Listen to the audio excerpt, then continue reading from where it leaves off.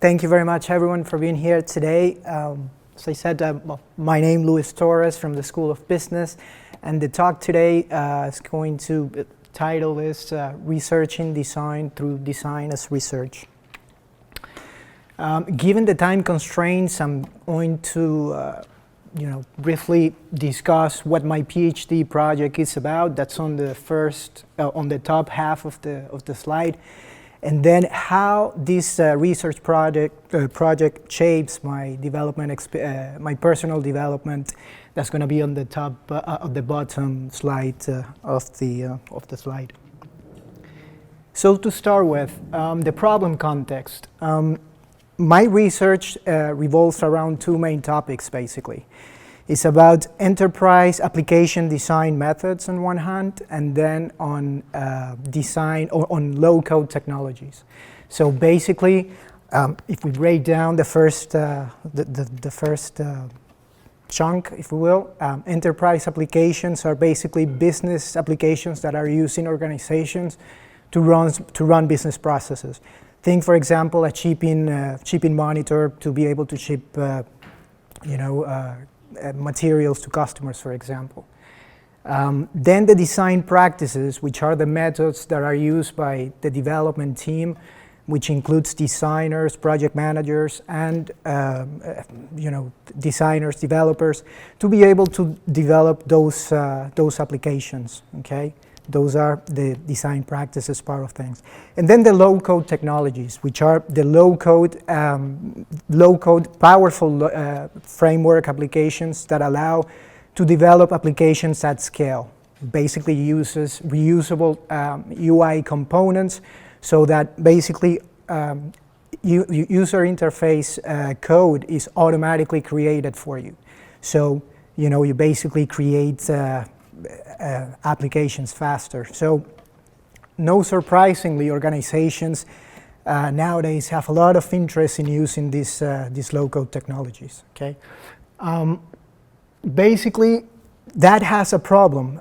Even though the low-code technology is there, it is difficult to integrate it into application development practices right now.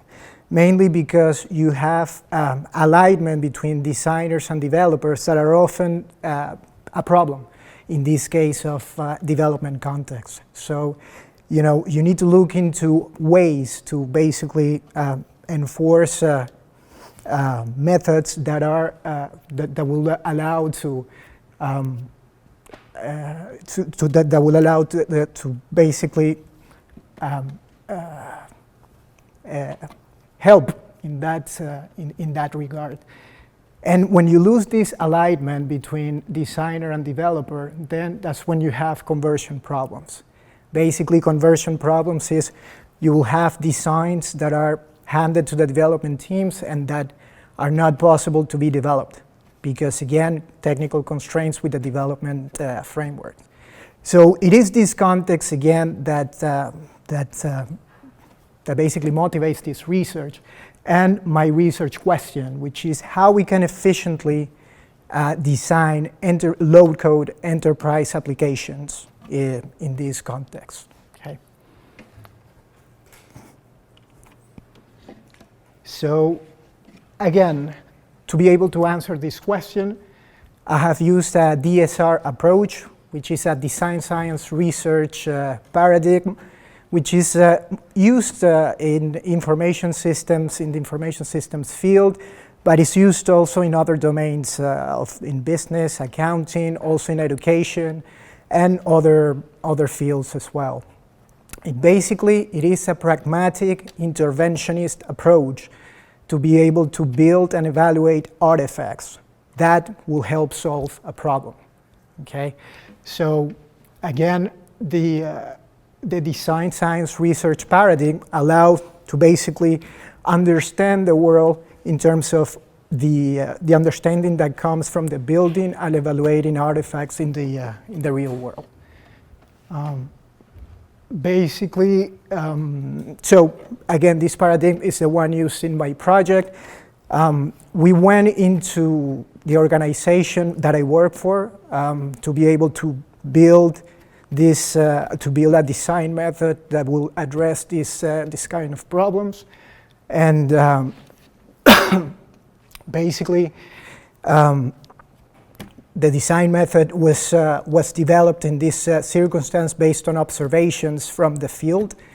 From colleagues and collaborating in projects, we realized that there was something to be done in order to be able to maintain this alignment between designers and developers. So again, it's based on observations from the field, and that's why we basically decided to go ahead and build a design method to cope with these problems. Two main components of this build-up. Basically, the formulation of the problem. We went through a session of various sessions of basically diagnosing what would be the best way to address this issue. There was a client research agreement that was signed with my organization there to be able to proceed with the project. So basically, that was, and then we went with the building of the artifact itself. So we went through the literature, we analyzed existing design methods, approaches, so that we can incorporate theories from design thinking. We brought theories such as, prototyping theories, group collaboration theories, and so on, and also from the agile methodology that we could incorporate in our design method. Okay. Then basically, once we had our design method, which we call UTAS design method, which stands for understand, think, act, and stakeholders. Basically, you have different spaces, the understand, the think, the act, and the stakeholders to be able to validate all these different spaces throughout the design process. Then we basically went and evaluated in the field. We actually had two kinds of evaluation. We had a formative evaluation internally in the company. So we went ahead and we had a meeting, online meeting with about 200 people, and we got very valuable feedback. And then we went in and tested the design method into, in the field, into real projects. So 2 projects there, 3 cycles, because one of the cycle, we had a problem, basically, the representation of the different stakeholder groups was not done properly. So we went back to the literature and we adjusted with another theory, which was